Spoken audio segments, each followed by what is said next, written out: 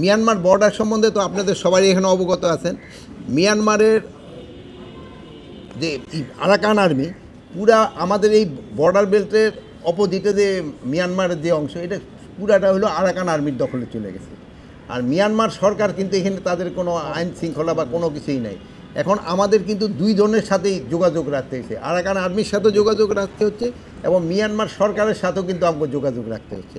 But Myanmar সরকারের সাথে যে বর্ডার সিকিউরিটি ফোর্স আগে যেমন ধরেন একটা বসতে পারতো, এখন তাদের তো কোনো বসার জায়গা নেই।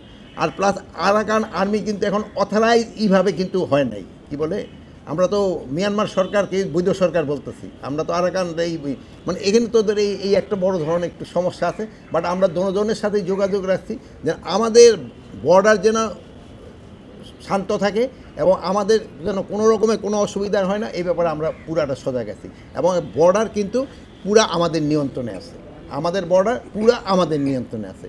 হ্যাঁ, ওই জায়গায় যেহেতু এক জায়গায় একটা হচ্ছে ওখানে, হ্যাঁ আমি যেদিন গেছিলাম সেদিনও কিন্তু প্রায় 18 জন অপহরণ হয়েছিল, কিন্তু সবাই কিন্তু এই র্যাব কিন্তু সবাই উদ্ধার করা হয়েছে।